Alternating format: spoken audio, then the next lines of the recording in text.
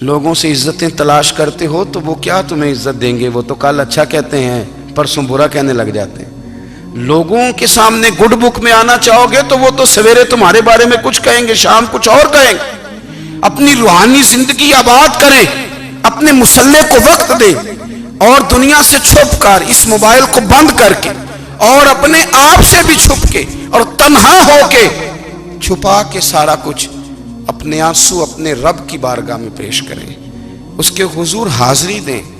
سنو نا ترمذی کی حدیث، اور اسے یاد رکھنا، نبی پاک علیہ السلام نے فرمایا اپنے دکھ لوگوں کے سامنے نہ بیان کرنا، سیٹھوں نوابوں کو نہ بتاتے پھرنا، دنیا داروں کے سامنے جا کے نہ رونا کہ میں تکلیف میں ہوں۔ فرمایا اگر دنیا داروں کو دکھ بتاؤ گے رب تمہیں کبھی غنی نہیں کرے گا، اور لوگ ہیں کہ الٹا مذاق اڑائیں گے۔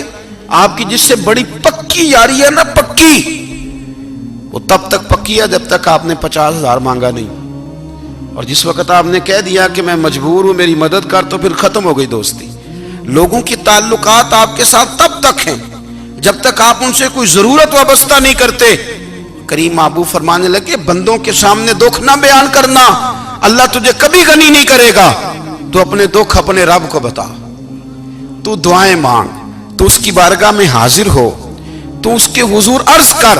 فرمایا اپنے دکھ اپنے رب کو بتا، وہ جلدی کرے یا دیر سے کرے تجھے ساری دنیا سے بے نیاز کر دے گا، تجھے کسی کا محتاج نہیں رہنے دے گا۔ اپنے مسلح کو، اپنی دعاؤں، ایک بزرگ فرماتے ہیں میں نے دعا مانگنے کا طریقہ اپنی بیوی سے سیکھا۔ دعا مانگنے کا طریقہ اپنی، سیکھنے والے تو اپنے بچوں سے بھی سیکھ لیتے ہیں، سیکھنے والے تو ہر ایک سے سیکھتے ہیں۔ وہ کہتے ہیں میں نے دعا مانگنے کا سلیقہ اپنی بیوی سے سیکھا ہے۔ حضرت وہ کس طرح؟ فرمانے لگے میری بیوی نے نا مجھے کوئی کام بتایا، کچھ پیسوں کی ضرورت کے لیے کہا، تو میں نے اسے کہا کہ بھئی ابھی میرے پاس نہیں ہے، کچھ دنوں میں آتے ہیں تو میں دے دوں گا۔ عورتوں کی عادت ہوتی ہے وہ بار بار یاد کراتی ہیں۔ 2-4 دنوں کے بعد پھر اس نے کہا حضرت وہ میں نے کہا تھا کچھ پیسے، میں نے اسے کہا کہ ابھی میرے پاس نہیں ہے، کچھ دنوں میں ملتے ہیں تو میں تمہیں دے دوں گا۔ اس نے کچھ دنوں کے بعد پھر کہا حضور وہ میں نے کچھ پیسے کہے تھے۔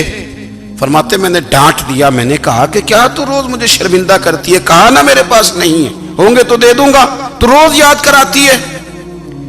فرماتے ہیں اس نے پہلے تو میری ڈانٹ کو سہا، پھر میرے سخت جملوں نے اس کی آنکھوں میں آنسو پیدا کر دیے، پھر اس نے اپنے آنچل میں اپنے اس دکھ کو سمیٹا، اور پھر اس نے ایک جملہ کہا تو میں رو پڑا، اور مجھے اپنے رب سے مانگنے کا طریقہ آ گیا۔ مجھے کہنے لگی حضرت جی آپ نے ڈانٹ دیا میں نے سہ لیا، پر آپ ہی میرے شوہر ہیں، بتائیں نا آپ سے نہ کہوں تو میں کس سے جا کے کہوں۔ فرماتے ہیں میں رو پڑا، اور میں کھل کے رویا، اور میں تڑپ کے رویا، اور پھر میری سسکیاں بند گئیں۔ تو مجھے کہنے لگی آپ کو کیا ہوا؟ میں نے کہا مجھے بھی دعا مانگنی آ گئی ہے۔ جب میں اسے کہوں گا نا اللہ تو ہی میرا رب ہے، میں تجھ سے نہ کہوں تو میں کس سے جا کے کہوں؟ میں کیوں کسی بندے سے سوال کروں؟ میں کیوں کسی دنیا دار سے کہوں؟ میں تیرے بندوں کا، نیک بندوں کا وسیلہ لے کے، تیرے محبوب کی غلامی لے کے تیری بارگاہ میں آئیں، تجھ سے نہ مانگوں تو کس سے مانگوں؟ سمجھ آ گئی ہے؟ جب میں اس رنگ میں مانگوں گا تو پھر رب میرے اوپر بڑا ہی فضل فرمائے گا، وہ میرے اوپر بڑی رحمت کرے گا، وہ میرے لیے آسانیاں کرے گا۔ عزیز دوستو ہم اس طرح کرنے لگ گئے ہیں کہ ہم نے نا اپنے تعلقات پر اعتماد کرنا شروع کر دیا ہے۔ میرے تعلقات بہت ہیں، ہم نے اپنی دولت پر اعتماد کرنا شروع کر دیا ہے، میرے پاس دولت بہت ہے۔ ہم نے اپنے علم پر، اپنی شہرت پر اعتماد کرنا شروع کر دیا ہے کہ میرے پاس فلاں چیز بہت ہے۔ یاد رکھنا جب بے نیاز اپنی صفت بے نیازی دکھاتا ہے تو بڑی بڑی دولتوں والے مجبور نظر آتے ہیں۔ بھائیو جب انسان کا رشتہ اپنے مالک کے ساتھ ہوتا ہے پھر تو غم بھی کچھ نہیں کہتے، پریشانیاں بھی کچھ نہیں کہتی، پھر تو زندگی صبر والی، پھر تو زندگی توکل والی، پھر تو زندگی بھروسے والی، پھر انسان اپنے آپ کو رسوا نہیں کرتا۔ دنیا داروں سے امیدیں اس کی ختم ہو جاتی، امیدیں اللہ رسول سے لگا لیتا ہے، مضبوط ہو جاتا ہے، مضبوط، طاقتور ہو جاتا ہے، خوددار ہو جاتا ہے، باوقار باعزت ہو جاتا ہے۔ حضرت بہلول دانا رحمت اللہ علیہ بیٹھے تھے تو ہارون رشید حج کر کے آ رہا تھا، تو رستے میں حضرت شیخ سے ملاقات ہو گئی تو السلام علیکم کے بعد کہنے لگا حضور کوئی حکم ہو تو بتائیے گا. تو حضرت بہلول دنا فرمانے لگے تیرا رب کون ہے؟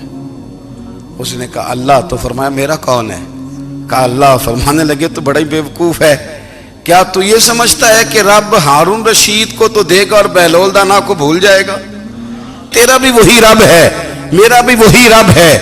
اس نے اگر تجھے دے کے آزمایا ہے تو ہو سکتا ہے مجھے نہ دے کے آزما رہا ہو. جب اس کی حکمت کے تقاضے ہوں گے تو عطا کرے گا اور دے گا. تو جا اپنا کام کر. بھائی اپنی روحانی زندگی، اپنی عبادات، اپنے وظائف، اپنے روزمرہ کے معاملات، اپنی دعائیں، اپنا استغفار. دیکھو کوئی مشکل کام تو نہیں 2 رکوع ہیں سورہ واقعہ کہ اگر رات کو پڑھ لی جائے تو. میں کس طرح یہ بات بیان کروں کہ تعویذ بانٹنا آسان ہے اور وظیفہ بتانا مشکل ہے. سارا دن تعویذ بانٹیں تو لوگ لینے کو تیار ہیں، اور اگر آپ وظیفہ بتائیں تو کہتے ہیں تو مشکل کام ہے. او خدا کے بندے، اگر آپ کا تعلق قرآن پاک کے ساتھ مضبوط ہو، قرآن پاک کے ساتھ اگر آپ کا رشتہ ہو، لوگ سفارشیں ڈھونڈتے ہیں نا دنیا میں، کوئی تعلق مل جائے تو میرا کام ہو جائے. دنیا میں اتنا مشکل معاملہ ہے، آخرت میں مجھے بتائیے گا کتنا مشکل معاملہ ہوگا. میرے نبی پاک صلی اللہ تعالی علیہ وسلم نے فرمایا جو لوگ سورہ ملک پڑھا کرتے تھے نا، سورہ ملک، یہ سورت ملک قیامت میں ان کی سفارش کرے گی، اور اس طرح کرے گی کہ کہے گی اے اللہ یہاں اس بندے کو جنت میں داخل کر دے یا مجھے قرآن پاک سے علیحدہ کر دے. تو رب فرمائے گا جا اس کا دامن تھام کے اسے جنت تک پہنچایا. آپ بات کو سمجھیں، جب آپ کے تعلقات اپنے معاملات کے ساتھ مضبوط ہوں گے. یہ نبی کریم نے وعدہ کیا ہے کہ تو سورت واقعہ پڑھ تیرے گھر میں فاقہ نہیں آئے گا. حضرت عبداللہ ابن مسعود رضی اللہ تعالیٰ عنہ بیمار تھے تو حضرت عثمان غنی رضی اللہ تعالیٰ عنہ تیمارداری کے لیے تشریف لے گئے اور جا کر کے کہا کہ آپ بڑے بیمار ہیں، آپ کی بیٹیاں زیادہ ہیں، میں چاہتا ہوں کہ خزانے میں سے کچھ مدد کروں. تو سیدنا عبداللہ ابن مسعود رضی اللہ تعالیٰ عنہ اٹھ کے بیٹھ گئے اور کہنے لگے امیر المومنین، اللہ آپ کو میری طرف سے، میری بیٹیوں کی طرف سے بہتر صلہ دے. میری بیٹیوں کو کسی خزانے کی ضرورت نہیں، میں نے انہیں خزانہ دے دیا ہے. کہا جناب آپ نے کون سا خزانہ دیا ہے، میں آپ کے مالی معاملات کو جانتا ہوں. تو فرمانے لگے امیر المومنین، میرے نبی کریم نے فرمایا ہے جو سورت واقعہ پڑھے اسے کبھی فاقہ نہیں آتا. میں نے بیٹیوں کو یاد کرا دی ہے، یہ خزانہ میں نے انہیں دے دیا ہے. وہ سارے والدین سنیں جو بیٹیوں کے لیے پریشان رہتے ہیں. حضرت عبداللہ ابن مسعود نصیحت کر رہے ہیں، فرمانے لگے میں نے سورت واقعہ یاد بھی کرا دی ہے، پڑھنے کی عادت بھی ڈال دی ہے. حضور نے فرمایا ہے جو سورت واقعہ پڑھے اسے فاقہ نہیں آتا. کہنے لگے چاند تو اپنی جگہ چھوڑ سکتا ہے، سورج گر سکتا ہے، تارے ٹوٹ سکتے ہیں، پر مدینے والے رسول کی بات غلط نہیں ہو سکتی. حضور نے فرمایا فاقہ نہیں آئے گا تو انشاءاللہ کبھی بھی نہیں آئے گا.